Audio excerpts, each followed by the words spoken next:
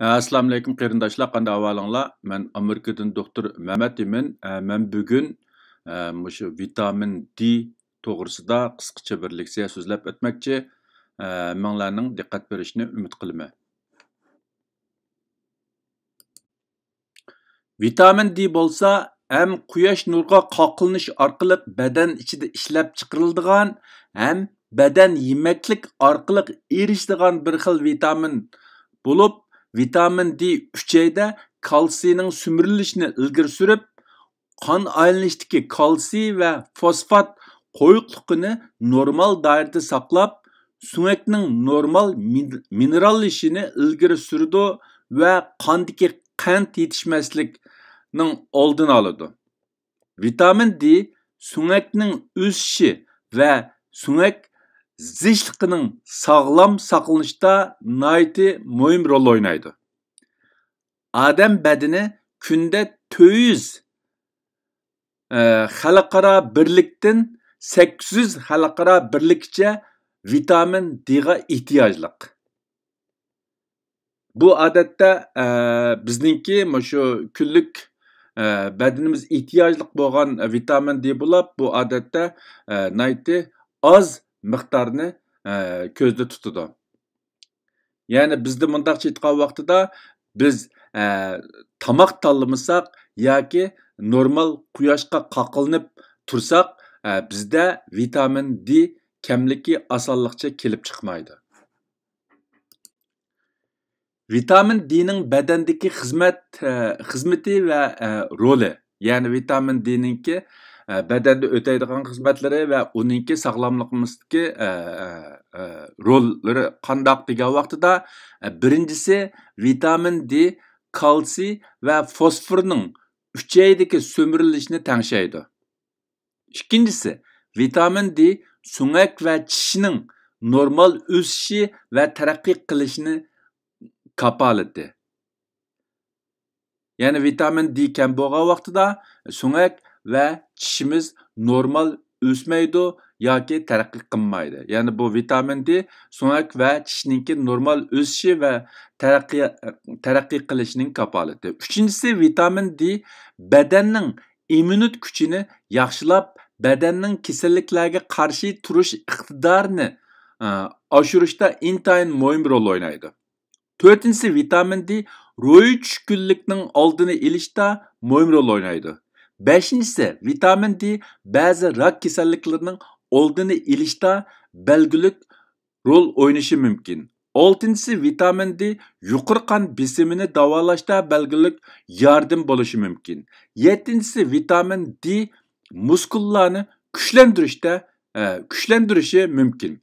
Endi bu yerda nima uchun biz mumkin ehtimollik deymiz degan vaqtida badanningki sog'lom bo'lishi va yoki badandagi nurg'un funksiyalar taq bir omil bilan munosabatli bo'lmasdan ko'p xil omillarningki o'rtaq xizmati sababidan maydonga keladi. Bu vitamin D'mi shu yuqorida tilg'algan ba'zi xizmatlarningki bir qismi, hammasi emas. Shunglashqa bu yolg'iz vitamin D'g'ila tayinib qolmasdan, ya'ni nurg'un omillar bilan munosabatli bo'lganlik uchun bir-biriga bog'lashib ketgan bir masala bo'lganlik uchun ba'zida uni aniq mundaq xizmat o'taydi desak, ba'zida shu xizmat o'tash ehtimolligini tilga olishga to'g'ri keldi. Hamda bundaq deganlik biz cho'qim vitamin D dorilarini iste'mol qilib turishimiz kerak deganlik emas. Biz yuqorida men deb o'tgandagidek quyoshga qoqilinish va yemakliklar orqali biz badanning ehtiyojini qandoqidek vitamin D'ga erisha olsak, bizda bu sog'lomlik masalasi o'zligidan yurishib ketadi. Alayda vitamin D kamlik kelib chiqmaydi. Shunga bu yerda vitamin D'ningki muhimligi, ahamiyati degan vaqtida cho'qim dori yeyish kerak deganlik bo'lmaydi. Badanda vitamin D kam bo'lganda kelib chiqadigan oqibatlar.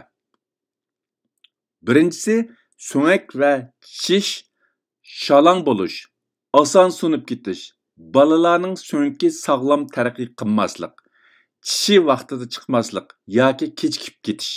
Bu vitamin kam bo'lgan vaqtida ko'riladigan eng ko'p ko'riladigan alomatlarning biri. Ikkinchisi, muskul ojizlash, oson horg'inlik his qilish.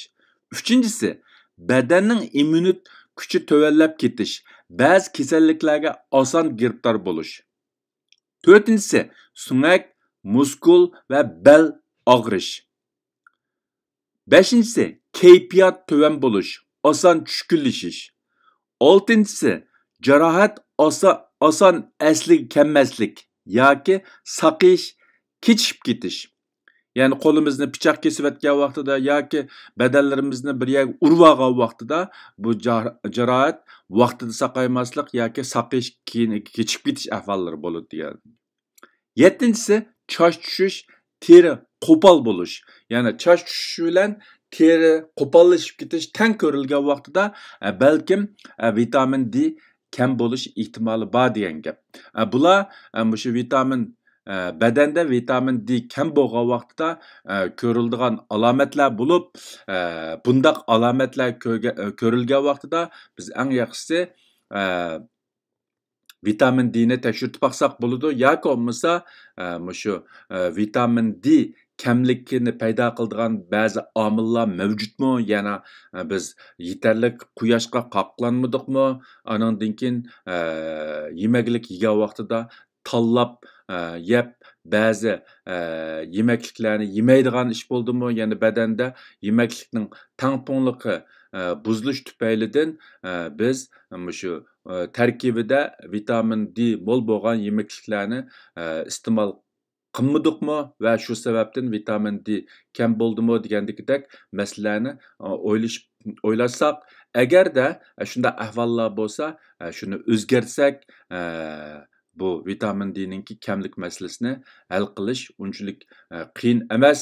Agarda bu xil ahvollar hammasi bizda mavjud bo'lmasa yoki bo'lmasa sabab aniq bo'lmagan holda vitamin D kamlik chiqib qolsa, u vaqtida biz tafsili tekshirtib, uning sababini aniqlashga to'g'ri keldi. Agar vitamin D kamlik uzun muddat davom qilsa, ba'zi agashma kasalliklarni keltirib chiqarishi mumkin. Shunga bu vitamin D kamlikda kelib chiqadigan ba'zi alomatlar ko'rilishga boshlagan hamon bu jihatda alohida diqqat qilish, ya'ni kam bo'lgan vitamin D ni to'liqlash nihoyatda muhim. Agar biz vitamin D ni vaqtida to'liqlamasak yoki vitamin D kamlik uzun muddat davomlashgan vaqtida tövendeki yomon oqibatlar kelib chiqishi mumkin. Birinchisi, yurak qon tomir kasalliklariga oson giribdor bo'lish mumkin. Ikkinchisi, nervi kasalliklariga oson giribdor bo'lishimiz mumkin. Uchinchisi, har xil yuqumliq kasalliklarga oson yuqumlanishimiz mumkin. Ya'ni badanning immunit kuchi umumyuzlik tövallab ketgan vaqtida har xil shu yuqumliq kasalliklarga oson giribdor bo'lishimiz mumkin. Bu qitim shu vabo tarqagandan keyinmi shu vitamin D kam bo'lgan insonlarniki shu vabo bilan yuqumlanish yoki kasal bo'lish ahvoliniki ko'z ko'rinarli darajada ig'ir bo'lganligi o'tirib qo'yilgan. Shunga bu yerda vitamin D uzun muddat kam bo'lgan vaqtida badanimizniki kasalliklarga qarshi turish kuchi tövallab ketish sababidan har xil yuqumli kasalliklarga oson giribdor bo'ladigan ahvollar kelib chiqishi mumkin. Anandan keyin to'rtinchisi, homildorlik agashma kasalliklari, ya'ni homila bo'lgandan keyin ba'zi agashma kasalliklar shu vitamin D kam bo'lmagan ayollarga nisbatan ko'p ko'rilishi mumkin. Beshinchisi, ba'zi raklar bo'libmi ko'krak, ma'za bezi va cho'ng uchay rakiga oson giribdor bo'lishi mumkin. Bu vitamin D kam bo'lgan vaqtida. Oltinchisi, diabet kasaliga oson giribdor bo'lishi mumkin. Ya'ni bular shu vitamin D uzun muddat kam bo'lgan vaqtida to'liqlanmagan vaqtida kelib chiqadigan yomon oqibatlar.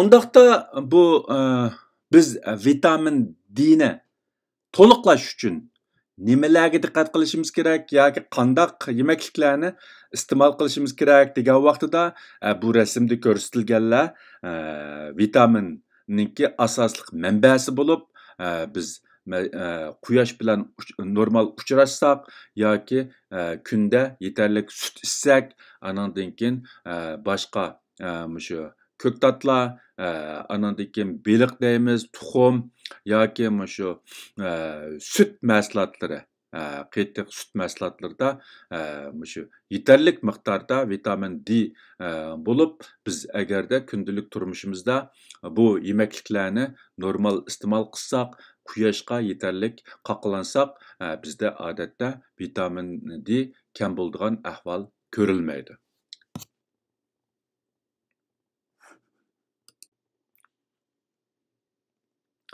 Unda olsa bu vitamin D kamlikni keltirib chiqaradigan omillar qaysilar degan vaqtida birincisi shu quyosh nuri bilan yetarli uchrashmaslik, ikkinchisi vitamin D mo'l bo'lgan yemekliklarni ya'ni yuqorqi yemekliklarni iste'mol qilmaslik. Tomoq tanlash yoki men uni yaxshi ko'rmayman, buni yaxshi ko'rmayman degan sabablar bilan shu yuqorqi shu vitamin tarkibida vitamin D mo'l bo'lgan yemekliklarni iste'mol qilish qilmaslik yoki kam iste'mol qilish. Bu shu vitamin D'ning kam bo'lishini keltirib chiqaradigan omillar. Uchinchisi uchaydagi ba'zi kasalliklar tufaylidan vitamin D qabul bo'lmaslik. Ya'ni garchi biz vitamin D mo'l bo'lgan yemekliklarni iste'mol qilsakmi, biroq uchaydagi ba'zi kasalliklar tufaylidan badanimiz biz yegan tomoqdagi vitamin D ni qabul qilmaslik. To'rtinchisi böbrek va jigardagi kasalliklar tufaylidan shu vitamin D'ninki sirtqa chiqishi, tizlashish. Beshinchisi yoshning cho'ngishi va semizlik. Bumi bizda vitamin D kamlikni paydo qiladigan sabablarning birisi. Oltinchisi ba'zi dorilar vitamin D kamlikni keltirib chiqarishi mumkin. Yettinchisi qiniq ranglik teridagi kishilarning badanida ishlab chiqaradigan vitamin D ning miqdori nisbatan kam bo'lishi mumkin. Ya'ni bundaq odamlar osonlikcha quyoshning nurini o'ziga qabul qilib badanda vitamin D ishlab chiqarish yaxshi bo'lmaslik sababidan shu bundaq kishilardami vitamin D ning kam bo'lish ehtimolligi boshqalardan yuqori bo'lishi mumkin. Ama yuqorida biz odatda shu normal quyosh nuriga uchrashsak yoki tarkibida vitamin D mo'l bo'lgan yemekliklarni iste'mol qilib tursak, osonlikcha badanda vitamin D kam bo'lmaydi va shu sababdan biz vitamin dorilarini iste'mol qilishimizning hech qanday hojati yo'q deb o'tdim. Undaqda biz qandaq ahvol ostida vitamin dorisiga ehtiyojliq degan vaqtida tövəndəki bir necha xil ahvol ostida biz vitamin D dorisiga ehtiyojliq bo'lishimiz mumkin. Vitamin D bizning sog'lomligimizda muhim rol o'ynaydi. Biroq u kasal davolaydigan dori emas. Vitamin D kam bo'lsa yoki ortiq bo'lsa sog'lomligimizga o'xshashla ziyonliq. Ya'ni kam bo'lsa ziyonliq, badanning ehtiyojidan ortiq olsa ziyonliq. Biz oldi bilan quyosh nuriga qoqilnish va vitamin D mo'l bo'lgan yemekliklarni iste'mol qilish orqali badanimizningki vitamin D ga bo'lgan ehtiyojini tamoman qondira olishimiz mumkin. Agar tövəndəki ahvollar ko'rilgan vaqtida ondan biz vitamin D dorisini iste'mol qilishga ehtiyojliq. Birinchisi, badanda vitamin D ig'ir darajada kam bo'lgan vaqtida va boshqa usullar orqali to'liqlash qiyin bo'lgan vaqtida yoki to'liqlashga uzun vaqt ketadigan ahvol ostida. İkincisi, uchaydagi kasalliklar tufaylidan badanning vitamin D ni qabul qilishi ta'sirga uchragan vaqtida, ya'ni iste'mol qilgan vitamin D ni ko'paytirish orqali anandan keyin bu vitamin D ni to'liqlashga majbur bo'lgan vaqtida. Uchinchisi, ba'zi sabablar tufaylidan badanda vitamin D tez yo'qolgan vaqtida. Ya'ni bizningki iste'mol qilgan yemekliklardan erishgan vitamin D'ninki surati bilan badanning din yo'qolgan vitamin D'ning surati moslashmay, ya'ni badandan yo'qash, badan ega bo'lgan tezlikdan ishib ketgan vaqtida biz yemeklik va quyosh nurining sirtida yana ba'zi vitamin D dorilarini iste'mol qilishga majbur bo'lamiz. To'rtinchisi, o'sib yetilayotgan bolalar, hez miqdori ko'p yoki bola emitayotgan ayollar, yashanganlar boshqa usullar orqali yetarlik vitamin D'ga erisholmaganlar. Ya'ni har xil sharoit, yemaklik sharoiti, har xil sharoit tufaylidan shu badanning ehtiyoji bo'lgan vitamin D'ga yemakliklar va quyosh nuridan yetarlik erisholmagan ahvol ostida yoki badanning ehtiyoji eshib ketgan vaqtida anandan keyin muvofiq turda vitamin dorilarini iste'mol qilsak bo'ladi. Uningdan boshqa ahvol ostida normalda vitamin D dorilarini iste'mol qilishning hojati yo'q. Biz faqatla quyoshga qoqilnish va tarkibida vitamin D mo'l bo'lgan yemekliklarni iste'mol qilish orqali badanning vitamin D'ga bo'lgan ehtiyojini tamoman qondirib ketalaymiz.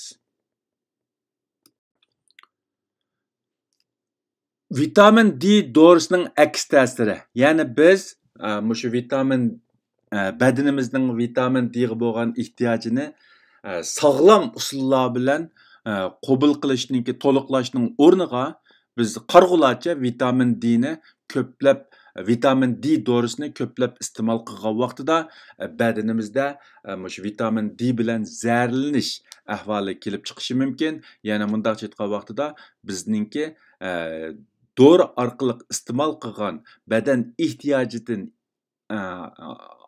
ishib ketgan vitamin D dorilari badanimizda tuvandagi aks ta'sirlarni qo'zg'ashi mumkin.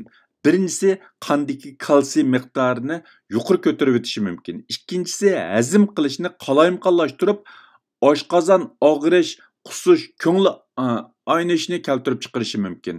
Undan boshqa ich qetib yoki ichi surishni keltirib chiqarish mumkin. Bularning hammasi shu vitamin dorilarini ehtiyojidan ortiq yegan vaqtida yoki vitamin D dorilari bizda aks ta'sir qo'zg'agan vaqtda ko'riladigan ahvollar. Uchinchisi, harg'inlik his qilish, bosh qiyish, qaymoqish paydo qilishi mumkin. To'rtinchisi, bak oson usash va ko'p siyishni keltirib chiqarishi mumkin. Beshinchisi, normaldan yuqori vitamin D suyak sog'lomligiga ziyon yetkazishi mumkin. Oltinchisi, böbrek zaifligini keltirib chiqarishi mumkin. Bu biroz ig'ir yomon oqibat bo'lib, shu uzun muddat vitamin D'ni ko'plab vitamin D dorisini ko'plab iste'mol qilgan vaqtida bu böbrek zaifligini keltirib chiqarishi mumkin. Shunlashqa biz amal bor shu sog'lom usullar bilan, ya'ni yemeklik, vitamin D mo'l bo'lgan yemekliklarni iste'mol qilish va quyoshga normal qoqilnish orqali badanga ehtiyojli bo'lgan vitamin D'ni erishsak eng sog'lom, eng to'g'ri usul hisoblanadi. Biz qarg'ularcha vitamin D dorilarini ko'plab iste'mol qilgan vaqtimizda bizning orzu qilgan shu unumga erishamasdan balki ba'zi yomon oqibatlarga sabab bo'lishimiz mumkin. Bular men yuqorida o'tganlar vitamin D dorisininki aks ta'siri. Shunlashqa bu har qandaq vitamin dorilarini iste'mol qilgan vaqtida biz alohida diqqat qilishimiz, uning foydasini deb ziyniga uchrab qolmasligimiz nihoyatda muhim. Bugungi bu vitamin D to'g'risidagi qisqacha leksiyani bu yerda oxirlashtirmoqchi. Hammanglarning diqqat qilib anglag'aninglarga ko'pdan ko'p rahmat. Ko'rishguncha omon bo'linglar, xayr xo'sh, Xudoga omonat. Kelar qitim ko'rishaylik.